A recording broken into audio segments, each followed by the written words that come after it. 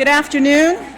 We're going to get started in just a minute. If everyone can just take a seat, we're going to hand it over to Eli to start the Wednesday seminar in just a moment. I did want to make a disclaimer before we start that our transition from sandwiches to cookies is not due to Eli's cost-benefit analysis. It's due to other people's cost-benefit analysis to make our school a little bit more financially sustainable. We hope that you will continue to come to the Wednesday seminar. This is really the school's flagship seminar for bringing cutting-edge research to FES and to bring the environmental communities across the school and across campus together. So we hope you will continue to come despite our new food choices. Or maybe in spite. Next week we have our very own Dave Skelly, who is also the director of the Peabody, speaking. We hope you'll come next week. We have other FES faculty speaking this semester, Jim Sayers, and also Graham Berlin, who I see over here somewhere. We also have climatologists, other ecologists, data scientists. It's really an exciting semester of a variety of different speakers. So again, I hope you will continue to come every Wednesday. And you are welcome to bring your own lunch to the series. But it is really, for me, a real great pleasure to introduce Eli to start off our series this semester. If you look at Eli's CV, it's almost a story, what is a tale of two cities? It's like a tale of two different types of scientists. He is an ecologist on the one hand, trained as an ecologist. He's a card-carrying ecologist, wildlife ecologist, has an undergraduate degree in wildlife ecology. His PhD is in wildlife ecology, but then his other personality is an environmental resource economist. And in fact, his PhD had a concentration in economics. His master's degree is also in economics. So you've got ecology sandwiched with economics. If you look at where he's published and the types of things that he's been interested in, it's really at this intersection of cost-benefit analysis, evaluation, how do we measure things like sustainability, things that many of us are interested in, such as coupled human-natural systems. Eli is actually trying to develop methods to measure that. How do you quantify sustainability? How do you quantify these transitions? He is, again, if you look at his CV and where he's published in a variety of different outlets, ecology journals and economics journals, as well as interdisciplinary science journals. If you look and see who has funded his work, it's, again, this mixture of perspectives. He's been funded by NSF, the National Institute for Health, as well as EPA and NOAA. So I think in many ways, Eli embodies the best of what we as a school have to offer as an interdisciplinary environmental scientist who's solidly grounded as an ecologist and an economist. So please join me in welcoming Eli Fenichel.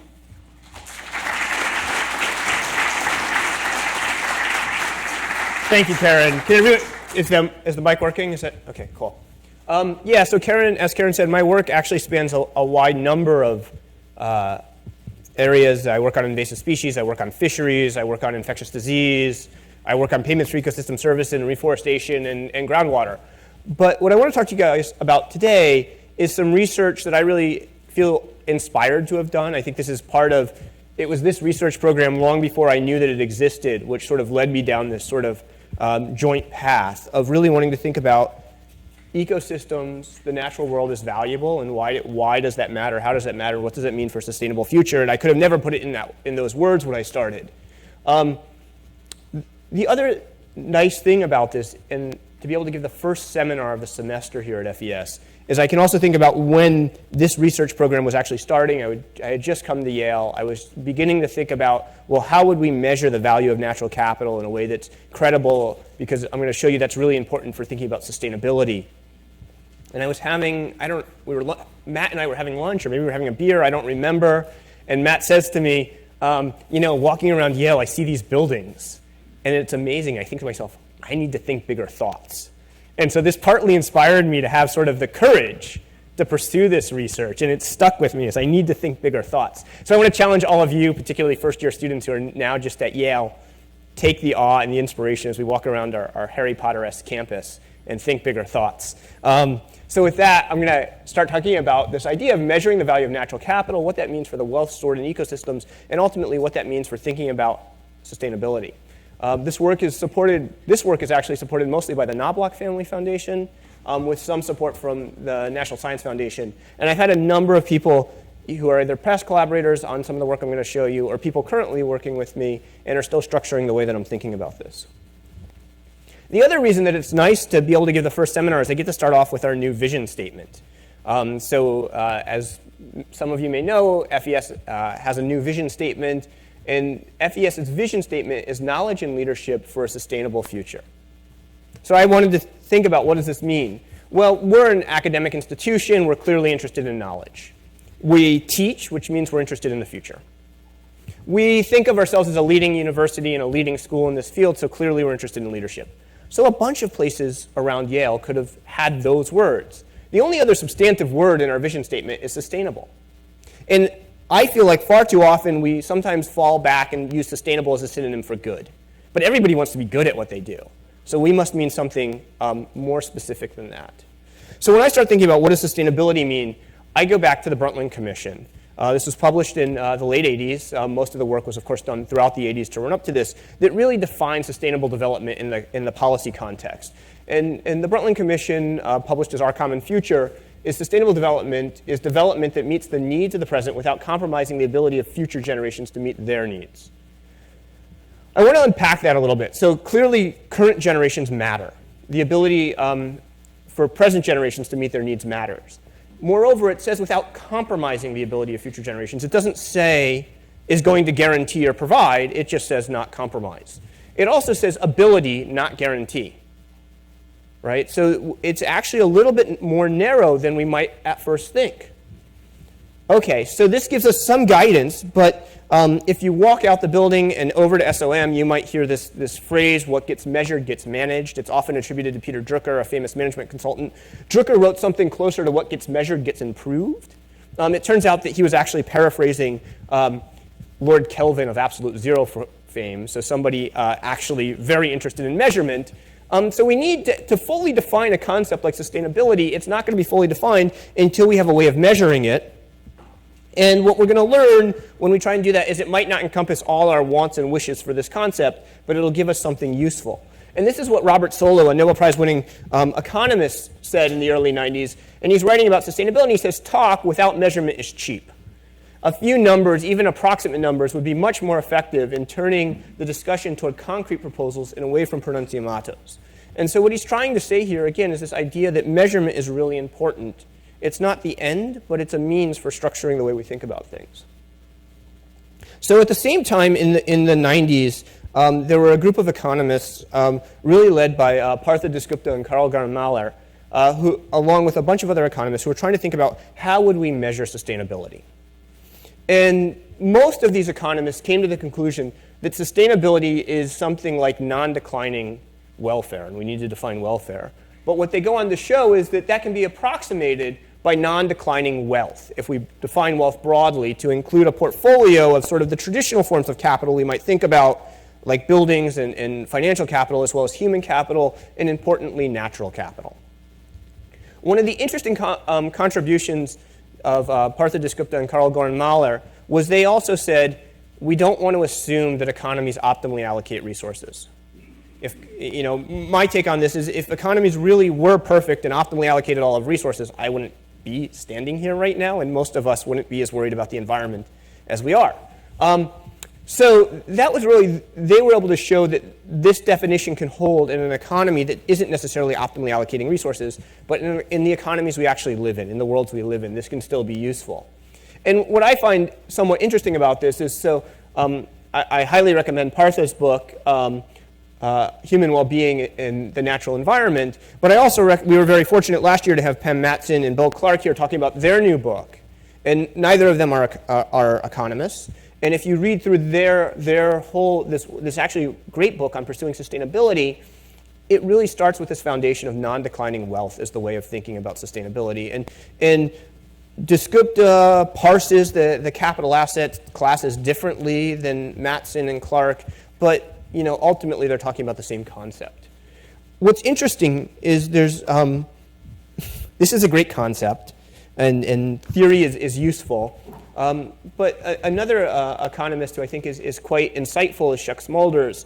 And in 2012, he wrote that the Achilles heel of all these wealth accounting ideas and using non-declining wealth to measure sustainability is how do you get the correct prices to value natural capital, right? And that's what he saw as the major stumbling block. And so that's what I wanted to think about. So where does this idea of natural capital actually come from? Well, a lot of us, we've been hearing it a lot lately, I think. There have been, and part of the reason is that nature is a productive base that can sustain a flow of services, which makes it a great metaphor, capital a great sort of metaphorical use. And lots of groups have gotten into the game here. So there was an Obama executive order about including natural infrastructure, which could have been read as capital and ecosystem services in federal decision making. I don't know if this still exists or not. There's the UNEP has started publishing a series of inclusive wealth reports. The 2017 report is in the works right now, and I think will be coming out next in 2018. The World Bank has established a number of accounts and is working with a number of countries to actually develop country-level wealth accounts to measure sustainability, from countries like the UK to India. There's been a lot of writing in journals like PNAS, which is probably the foremost publication outlet for real interdisciplinary science around sustainability. And then even The Economist magazine has been doing reporting on sort of this idea of inclusive wealth or defining wealth accounts broadly for focusing on sustainability. But this is not a new idea. It's actually a very old idea.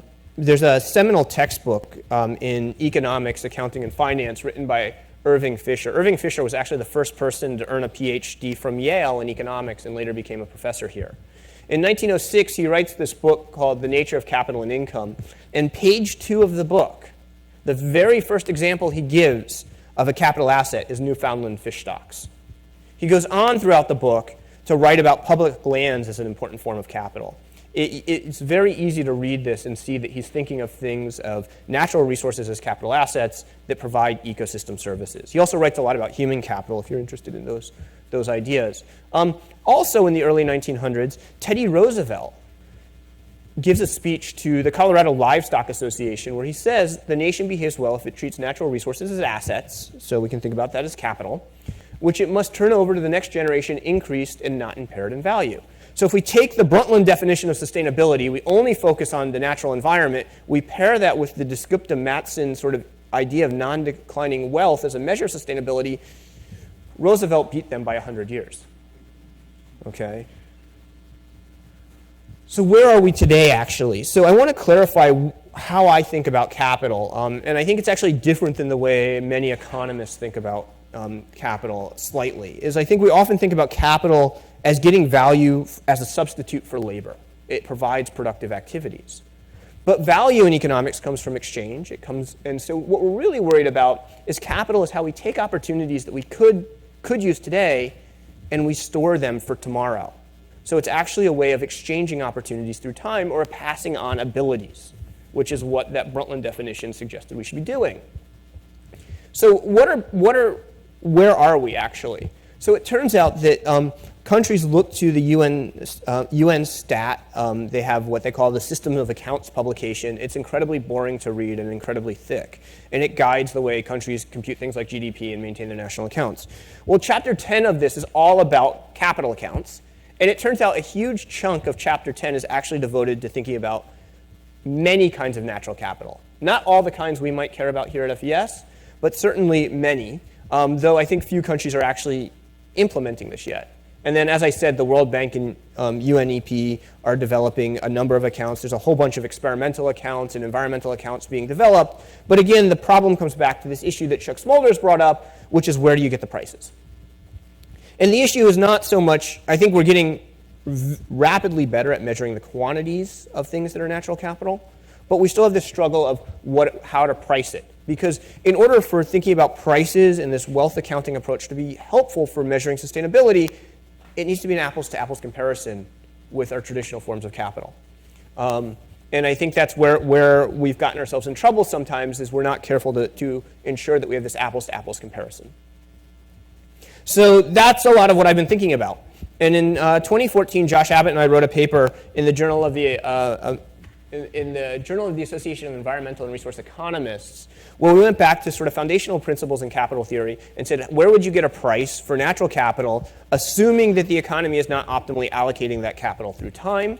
And what we show in that paper is our derivation in 2014 is effectively the exact same thing that Dale Jorgensen came up with writing in 1963 in the American Economic Review, which is a foundation of how we think about the value of invested capital and why capital asset prices on Wall Street work the way they do. Okay, so that was nice. And then a couple years later, with some other co-authors, Josh and I published sort of a slightly refined version of that in PNAS.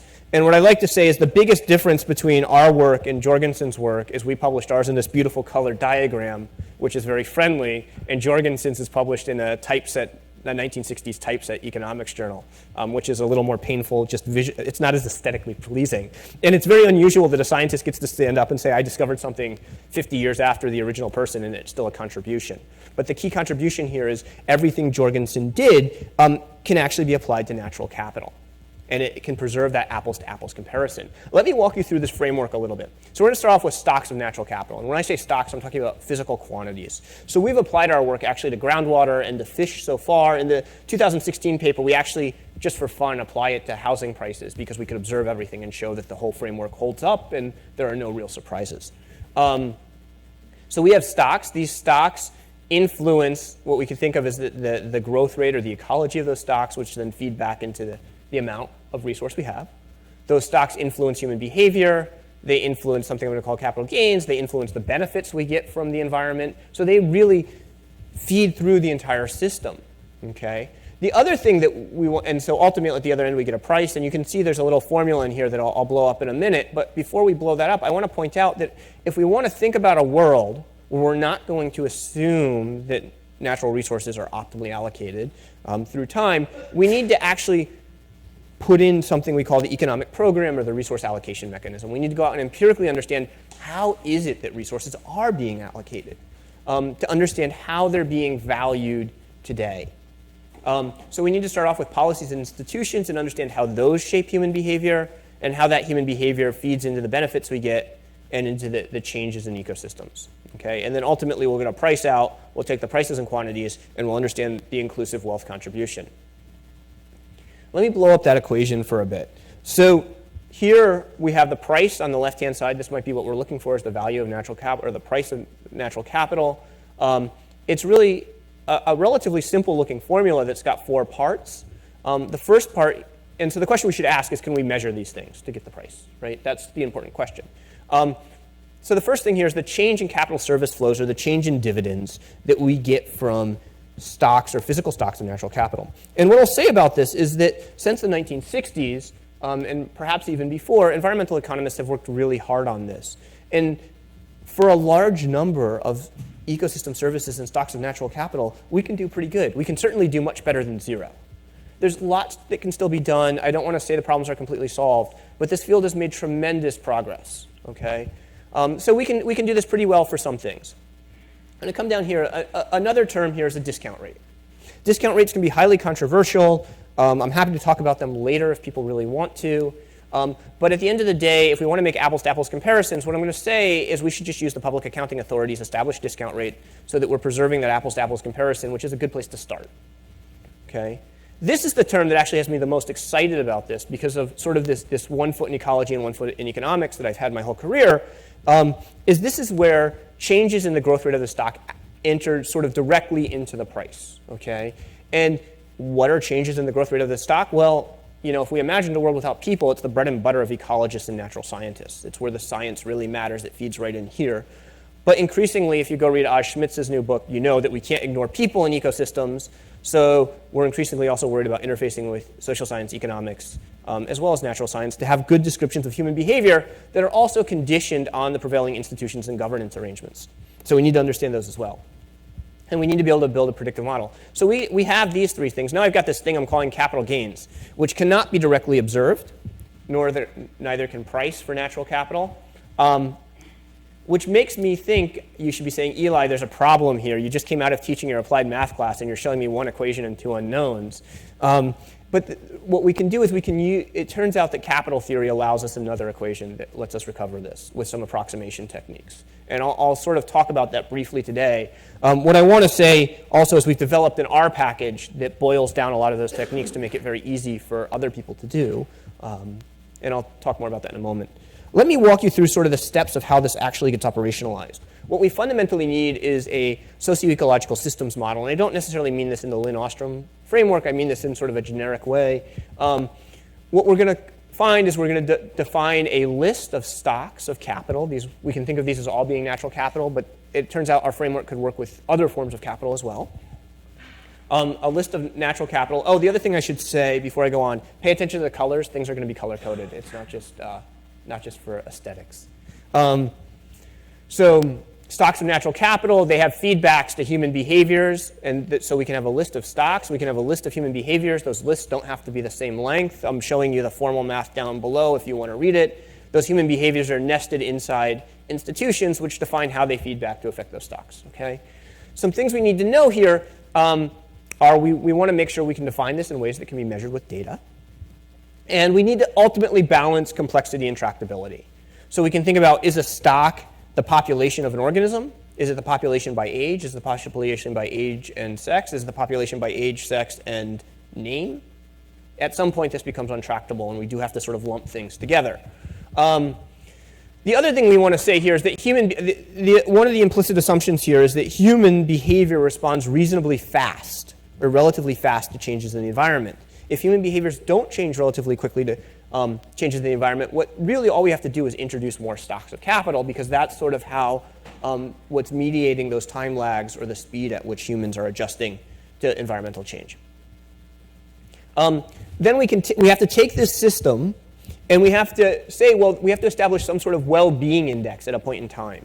Okay, and that's what I was calling dividends. I also like to think of it as income, and I have income in quotes here. But this is, one of the interesting things is Irving Fisher wrote about income that doesn't pass through the cash drawer. So he's talking about all the things that make life worth living when he's talking about income. Okay, and that's the way I'm thinking about this.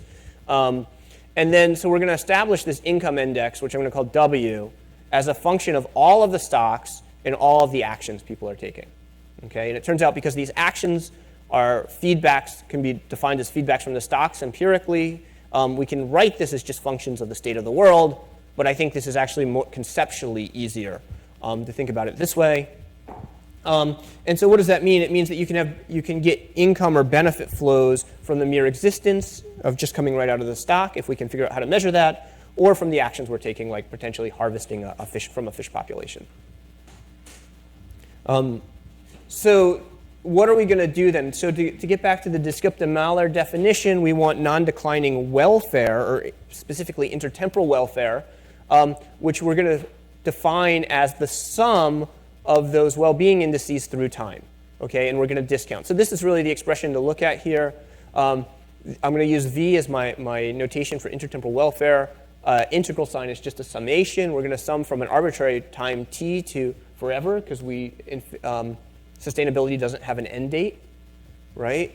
And t could be today, it could be some point in the future. This bit here is just a discount. This is just discounting, and it's just this is respecting the fact that most public accounting authorities do discount future benefits, and these are the benefits. Okay, so this is just a formal way of saying what Descripta and Mahler and now Pam Matson and Bill Clark and others are saying, which is that we want to think of sustainability as non-declining welfare through time, and that hopefully this can be approximated through non-declining wealth. Now, if we go and look at how prices are actually defined very broadly outside of our framework, the price is by definition the change in this intertemporal welfare with respect to a change in a given stock. Okay, so the price of stock I is a change in welfare with respect to stock I. So from this, two important features fall out. First, the price, or the shadow price, or the accounting price of stock I is a function of the quantities of all stocks. This means we can change stock J, hold stock I constant, but stock I's price can still change. So sort of by analogy, something you might have seen in an introductory economics class is the price of hamburger buns. If you have a fixed number of hamburger buns, the price of a hamburger bun might change if the number of hamburgers in the world changes, right? So that's just an example of how that might work, and I'm going to show you an example in ecosystems in a few minutes. The other thing is it's actually this condition that I was referring to that allows us to solve that one equation, two unknowns problem. So, and we do that through a series of functional approximation techniques that I don't want to get into the weeds of today. Suffice to say, we actually have three. One works really well in multidimensional problems, but does a little more approximation. One tends to operate well at the level of data that we tend to be most confident in. And one actually does a minimal amount of approximation, but asks the most out of the data. So depending on the problem you have, you might choose a different approximating technique. We've bundled all of these into a package that right now only exists in R. We're hoping to translate it into some other languages in the future. We call it CAP-N, or capital asset pricing for nature. And basically, if you can build that socio-ecological systems model and come up with a well-being index at a point in time, then you can use our package to recover basically a price curve. So here we have stock size, here we have accounting price or shadow price or natural capital asset price on the y-axis, and it's giving us the price curve. And it comes with a number of examples. You can download it from the CRAN package, and if this is really interesting to you, you should think about signing up for my spring class because we use this on problem set 2. Okay. So let me go through this example is actually in the CAP-N package. It's actually the example we first published in 2014, and I think it's a really good one for building some intuition about what's going on. So we looked at the Gulf of Mexico reef fish complex with data that ran up to about 2005. So we had data for almost 2 decades, I think, to calibrate this. We're going to treat the entire reef complex of reef fish as a single stock. There's actually 62 jointly managed species, but 6 of them make up most of the commercial catch. And I'm actually there's an incredibly important recreational fishery in the Gulf of Mexico that we are starting to think about a little bit. In this work, we just pretended it didn't exist, so you can think of this as perhaps a bit of a bias, but still probably better than 0. This is a red snapper. The red snapper is the most important of these 6 species. In 1984, so a while ago, everyone agreed the fishery was overfished and poorly managed, and agreed to a fishery management plan to rebuild the stock based on maximum sustained yield. And they used a very complex set of regulations, and you can see a list of them here. And what I'd like to say is in my spring class, we use a textbook that has a chapter on thinking about managing fisheries and a sub-chapter on how not to manage a fishery. And that's kind of what they did all at once. And so one of the reasons we chose this is some colleagues of ours, Junji Jang and Marty Smith, when we started working on this, had recently written a series of papers that got us like 90% of the way to having that socio-ecological systems model. And basically what they do is they model this entire complex of fish as a logistic growth equation, stock on the x-axis, change in stock over change in time on the y-axis, or harvest on the y-axis. They get this logistic growth curve here. And then they go on in the second paper to model how fishermen respond to changes in the fish stock. And that's this curve here. Okay? So where those two cross, that's sort of what we would think of as this equilibrium of the system. And it turns out that's the stock size and the harvest level that actually persisted in the fishery for really over a decade up until 2005. Okay? And sort of hovered right around there. One thing you should see is that this is much lower than the maximum sustained yield, and the biomass is actually much lower than the biomass that's supported in the maximum sustained yield. So anyway, we took these data. This is this highly inefficient fishery with really complex institutions. And we didn't run it through our CAP-N package. The CAP-N package didn't exist yet, but it's sort of the ancestor of the CAP-N package. And what I'm showing you this is because the CAP-N package and all of the different approximators actually give the exact same result for this system. This is the stock size. What I called calibration stock size is actually the stock size that persisted in 2005. And what we see here is that we get a natural capital asset price of about $3 a pound. And so the way to think about this is what we're saying is a fish left out in the water, a pound of fish left out in the water is worth about $3. This is not the value that fishermen got. This is the value in terms of passing on future opportunities for future fishing. It's the value in reproduction and growth of that fish. Okay? You can think of it as the opportunity cost of catching that fish and bringing it to the dock as a dead hunk of protein. Turns out that price was $2. I don't think you have to be too business savvy to realize that if you have a capital asset that you value as $3 in the future and you're selling it as $2 today, that's not great business sense. Okay? So fortunately for us as scientists, and I think also certainly fortunately for the resource and for the fishery and the fishermen that depend on it, in 2007 there was a major shift in institutions. There was the introduction of something called catch shares. These are also sometimes called individual tradable quotas or ITQs. Those of you who study climate might know this as cap and trade. So what the idea here was is they were going to set a total amount of catch that could be caught. They were going to allocate it to fishermen and then tell the fishermen, sort it out amongst yourself. Trade it around, do what you need to do, figure it out, just don't go over the catch, okay? And they didn't quite do that. That's what they would have done in theory. There were still a bunch of regulatory restrictions. One of the interesting things about these catch shares programs is they create an institution that reveals a price that we might be able to compare to. Theory says that these ITQs should raise the value over these other management schemes. And what we see is for red snapper in 2007, when they started this program, red snapper traded at just under $9 a pound. We thought this was really interesting because it was higher than our price, but it was the same order of magnitude, which gave us some comfort. And it's given a lot of other people comfort that what we're getting is quite credible as sort of a comparison. I think it also shows a few other important things if you buy those numbers.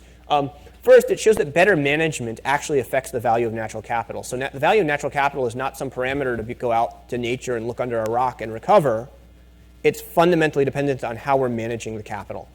That's not surprising. How well you take care of your car is going to depend on how or your house helps define the value of that form of capital. The other thing is it shows, I liken this to sort of restructuring an underperforming firm and seeing the share price triple. The other thing is I think this gets to one of the issues that that economists have struggled with, which is that we like to impose this idea of optimally managed system or optimal prices, and that's what we should be using. But it turns out if we always assume the system is optimally managed, we can't actually pick up these improvements in the value of natural capital from management improvements. People might also be concerned if we allow our institutions to erode, we won't pick up the losses as well. So the institutions are fundamentally linked to the value of natural capital. Okay, so let me connect that back to sustainability. We said that sustainability, we're going to say, requires non-declining welfare, or that this intertemporal welfare is positive or increasing through time. We can think of that as, again, passing on, the ability to pass on at least as much potential as we inherit. Okay, we're going to use this funny shape W to talk about wealth. Wealth is an accounting identity defined as price times quantity. Okay, and this has often led people to say that this is what's called a weak sustainability index because it suggests that everything is a substitute for everything else. But it's not as soon as you realize that it's not actually linear in the stocks and that these prices depend on the stocks themselves.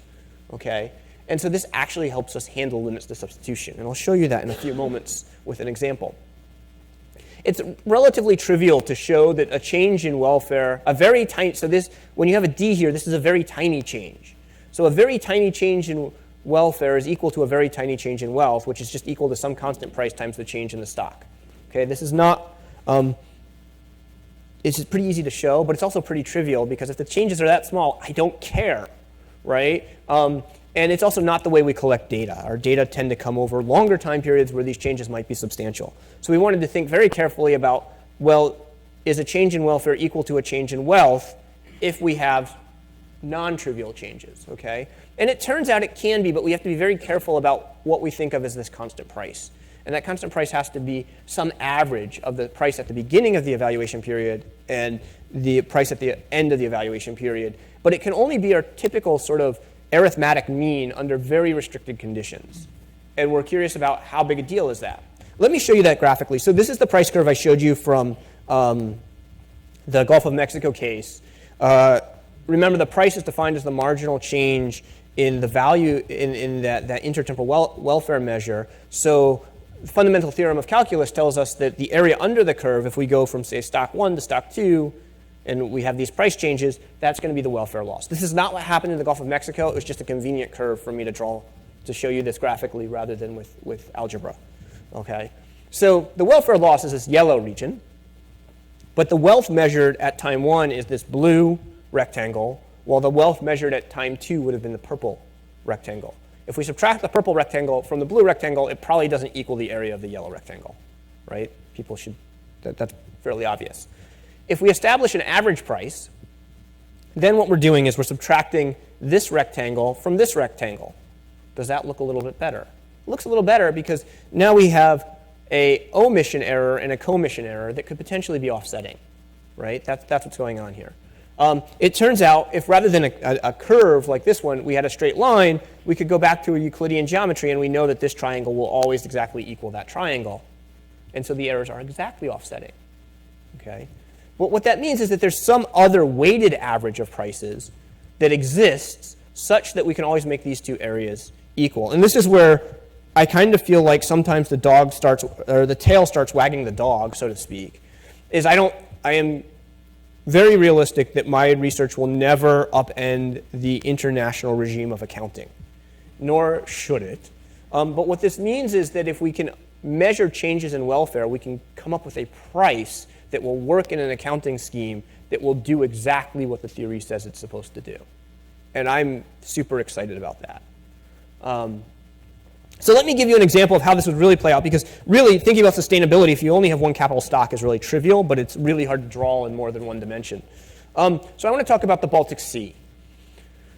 So this comes from a paper we published last summer with a number of colleagues in PNAS, where we went from thinking about this in terms of one stock to thinking about this in terms of multiple stocks and how they interact, and what that means for changes in welfare, what that means for changes in wealth. And how does this all hang together? So here's the Baltic Sea. There's 14 countries around the Baltic Sea. Fortunately, all but one of them are part of the EU, and I'm really just going to ignore the one that's not. We're going to pretend that they behave right in line with everyone else. Pretty big assumption, I know. Okay, fishing is an important industry. The other nice thing about the Baltic Sea is it's a super simple ecosystem in this respect. There's 3 species that make up 88% of the revenue. Cod, which is a predator, herring and sprat, which are prey for cod.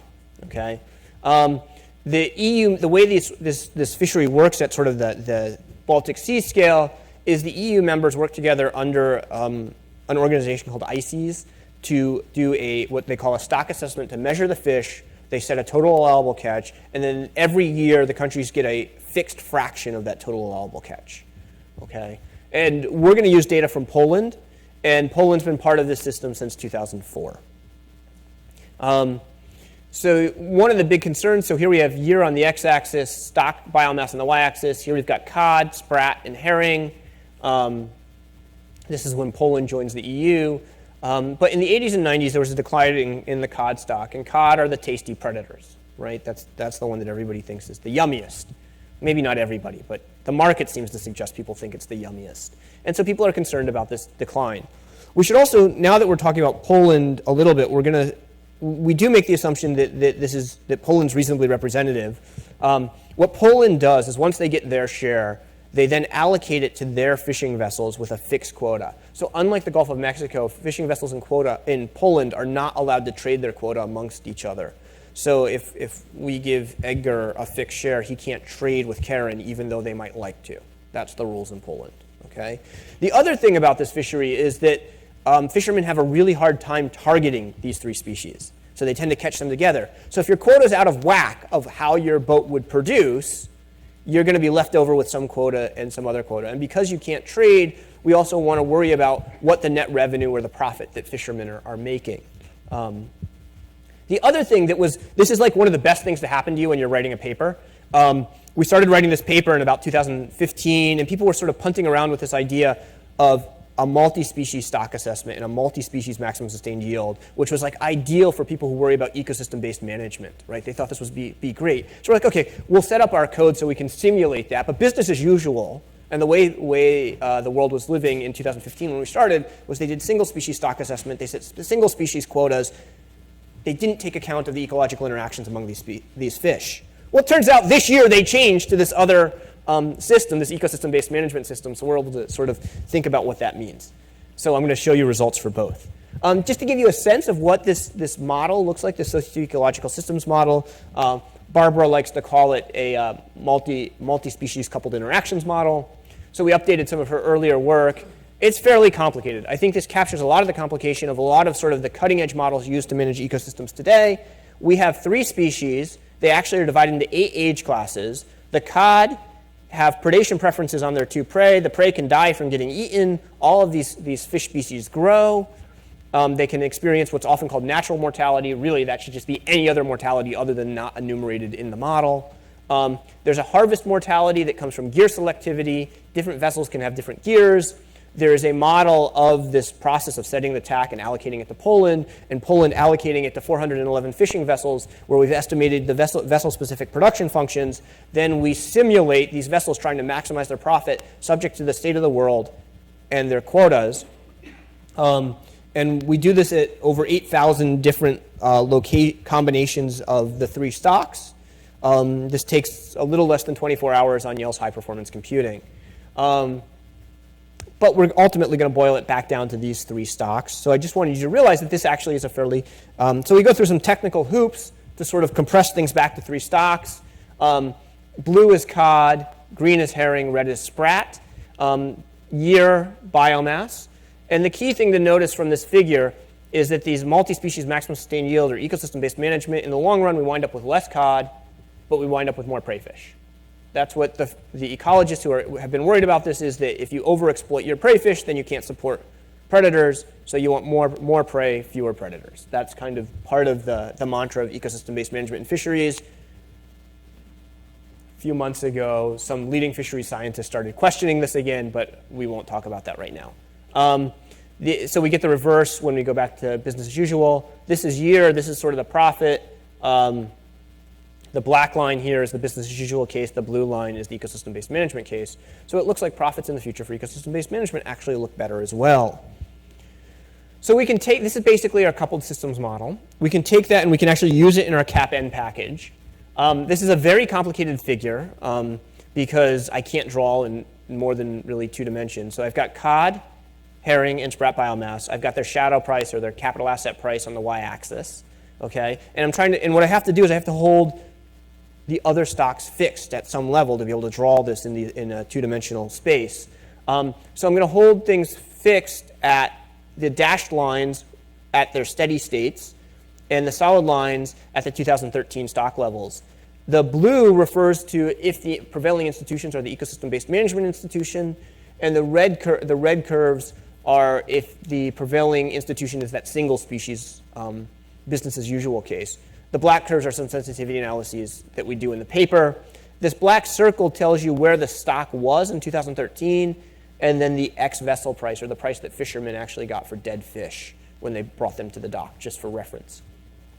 What we see at 2013 stock under business as usual, cod has a very positive shadow price. It's actually well above what they're getting at the dock, much like what was happening in the Gulf of Mexico. But herring and sprat are actually negative. What's going on here is what we're saying is the prevailing institutions are telling us to behave as if we're going to treat these things like liabilities, like they're pests that we should be getting rid of. Okay? That doesn't seem right. What we find is if we actually let the system play out under business as usual, the story flips. We wind up treating cod as we wind up with too many cod, and then prey fish are scarce. There's too many cod, so they have a negative price. But when we go to the multi-species maximum sustained yield ecosystem-based management approach, it turns out at least at the equilibrium that we think would prevail there, all species are managed as assets. We thought that was kind of interesting. This is actually the coolest slide of my talk. When I made these figures, I just sort of fell out of my chair, okay? It's really cool. But like fine art, I probably need to walk you through it. So what we were interested in is, remember I said there's this criticism of this idea that everything is a substitute for everything else in this framework. And I said, no, that's not the case. Well, that's what this figure shows. So what I'm showing here is the biomass of herring on the x-axis, sprat and cod. I'm holding the other species fixed.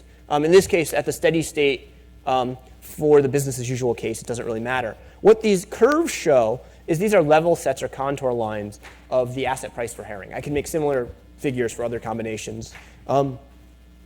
if these curves slope up, that's really surprised me at first, okay, that these curves would slope up.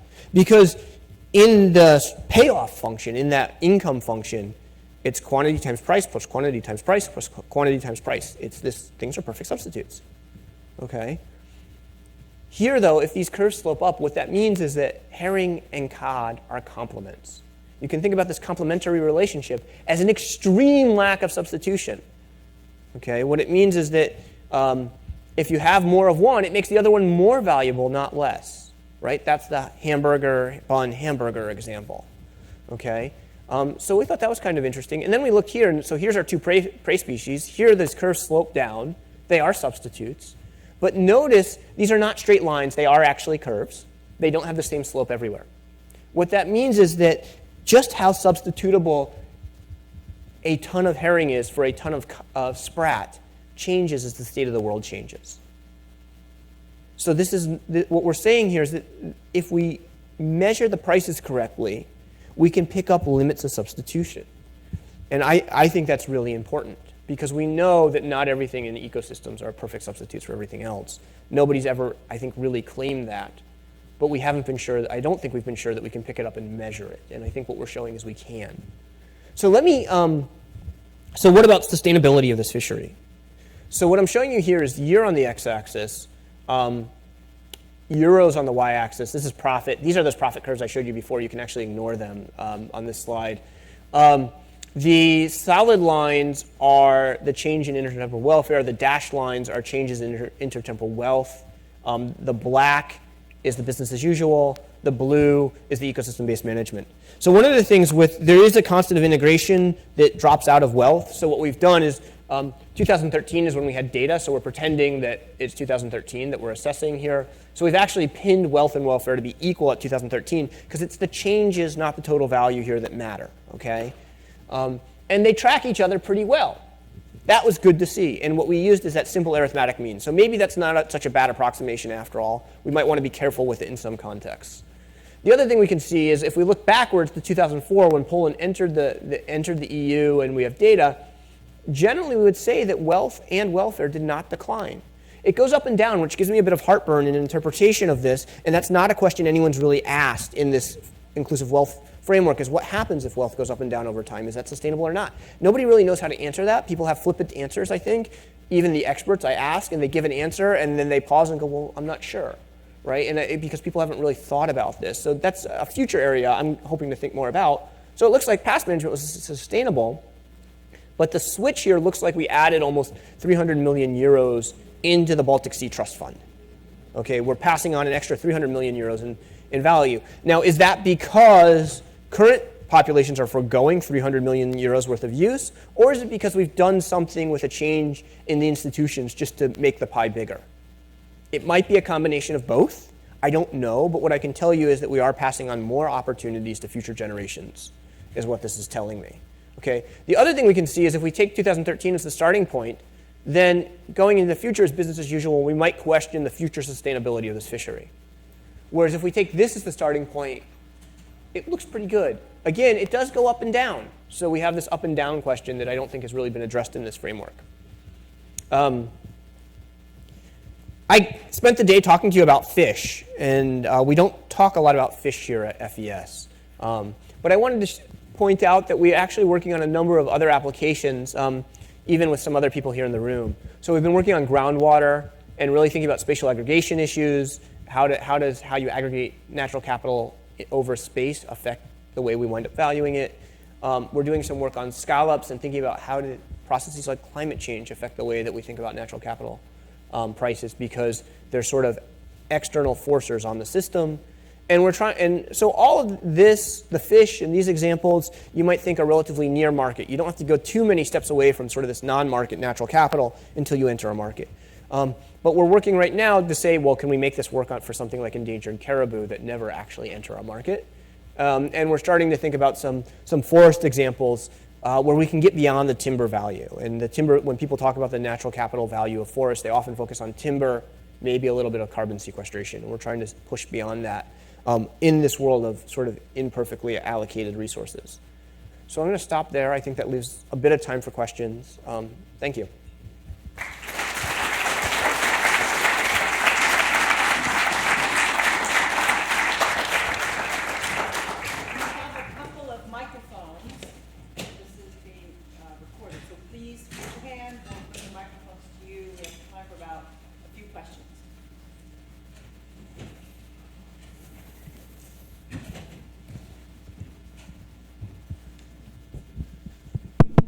So I wanted to talk a little bit about the Baltic Sea example. Yep. So one thing about the Baltic Sea, right, is it has a pretty big eutrophication issue, and you can in a very big low dissolved oxygen problem, which is going to impact those three fish, and folks are very actively trying to manage that also. And then in your denominator at one point you had that the one square that was sort of the ecological system and the physical system. When do you decide to get into the nuances of that and to play that off against sort of the human system?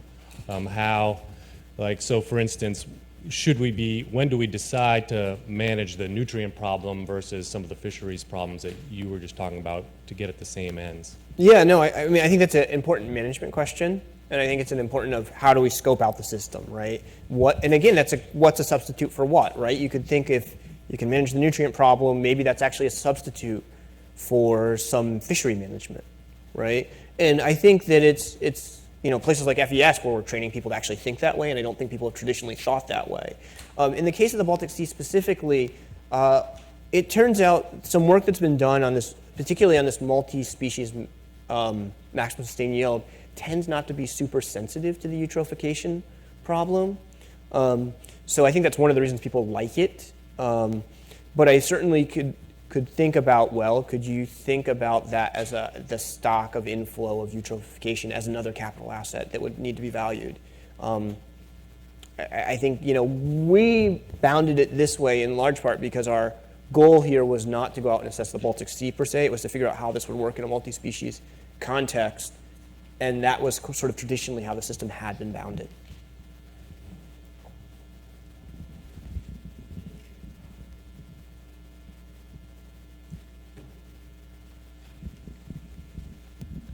Thanks for the presentation, Eli. I wonder if you could just kind of clarify that. I'm trying to organize the different parts in my head. In your setup, you kind of set up a value function or the wealth function through time. And given the world the way it is being managed, you then back out the shadow value, the value of the natural capital. If I go to the sustainability question, I want to make sure that I'm not decreasing wealth over time. But don't I already know the answer to that question because I've got to assume the value of the objective function in order to get the value of the natural capital? I don't think so. I think there's two things there. I think you're asking two separate questions, Matt. I think one is, do you have to assume the sort of period-specific well-being function? And the other one is, do I already know the answer about the sustainability question? Let me start with the second part of what I understood you're asking is, we don't know that per se, particularly in complicated systems because there's these feedbacks. One thing we could do is we could simulate all of this out, right? We could run simulations for a given starting value. This can be very computationally intensive, and say under a whole bunch of assumptions, what's the trajectory? And this is just simulating and forecasting. But what we're able to do is we're able to talk about sort of all possible worlds, right? So we're finding, so there you don't get the price. Might not be important in sort of an economics, in a sort of strict economic evaluation, is this better or worse than one other program that you might enact. But when you try and take this to talk to the people who are doing sort of sustainability accounting and they want prices that look like the prices they're used to, you need a framework like ours to be able to sort of make that all square. So it's sort of an extension on that. It synthesizes it in that way of sort of scenario simulation. The other thing I'll say is that we've chosen, and one of the things that I think you could level a bit of criticism is we've chosen what I like to call near market capital assets, natural capital stocks. These are things that ultimately, dead fish flow into a protein market. Groundwater is an input in production into things like corn and soybeans in our work, right? Which then flows into a market. Caribou don't, right? Endangered caribou don't. And so one of the issues at the heart of how we think about sustainability and how we think about well-being is actually increasingly the harder of the two problems. The problem of whose values, whose preferences count.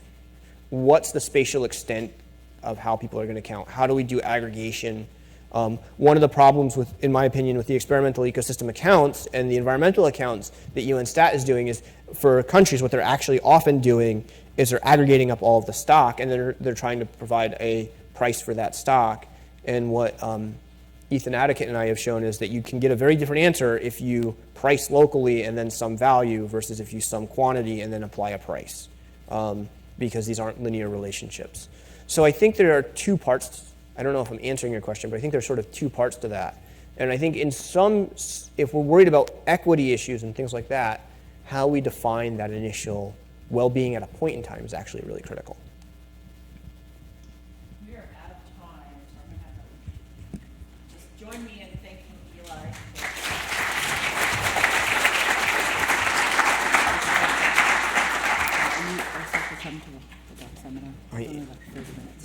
I am.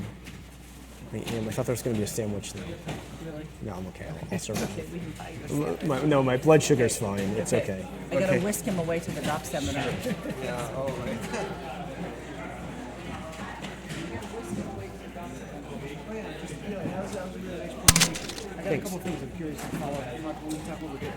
Oh, that sounds great. Sure. Andrew's seen all this stuff before. That's why he didn't come. I'm going to turn off my mic. I'm on a hot mic here, so.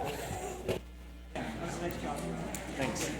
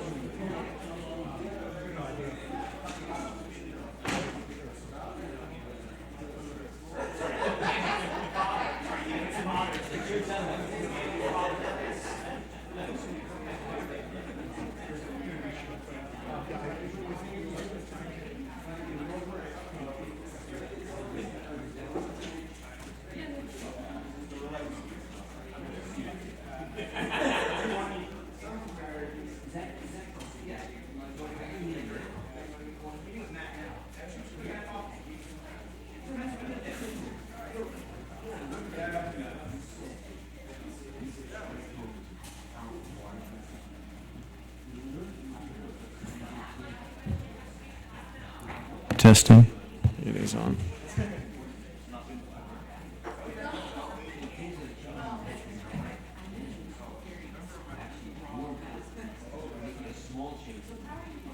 Testing. Good. Okay. Cool. No, we're going to kind of, Monday's going to be very much like going through actually a worked example on the board to really get people familiar with net and gross fluxes. So just so you know, and then, talk to someone in the class and you can see whether or not it's something you might want to follow up on office hours or something like that. Okay? Cool. No worries.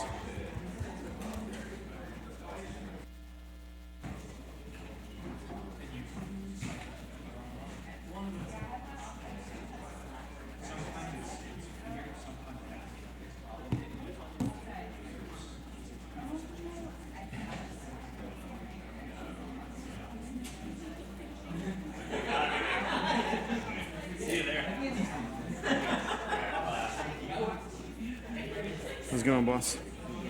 So we're actually Got this? So proud of you. Oh, shit, I've forgotten it. No, this is a different one. This is Eli's one. That's not the one I bought you? No, I didn't even bring it. So the question is where's the doodad? Yeah, he probably did, didn't he? Wait, you do that up here, right? Here it is, right here. Oh, dude, cool. I'm gonna use it now. How's it going? Good, how are you? Not bad. Quick question. I didn't see, maybe I just missed this on the syllabus. Do either of you hold office hours for this class? Yes. Or is that kind of what this is? No, we do. Did you say anything else? Well, we haven't said it. We haven't said that actually, but normally Mine are expect kind of it. just like, I'm almost always there. Whenever. Come Okay. in. And mine are send me because I actually do it like on Wednesday afternoons. I'll hold office hours like this afternoon. Okay. I actually have to go to a seminar that's in EUB, but Yeah. yeah, just give us a heads up on me heads up on email. I'll drop in on Pete. Yeah. Perfect. Okay. Thank you. Cool. So, I was looking for this more to see if there's one slide that I should have stared at more. What for this? Yeah. Yeah. You know, Sure. you know what I discovered is you can't watch you at 2x speed. Yeah, because it doesn't. Yeah, I know that.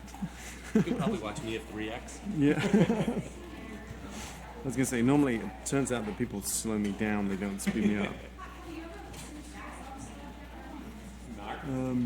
Was that me?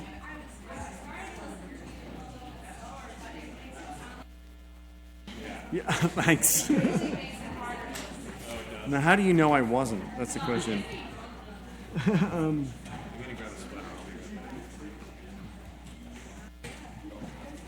see whether this will work.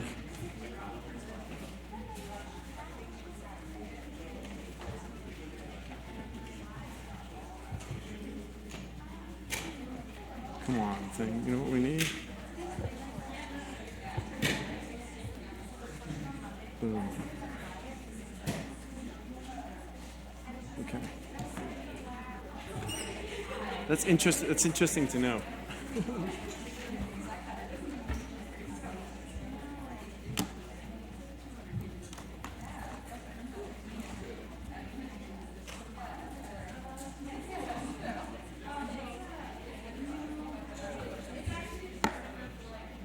Okay, so good afternoon.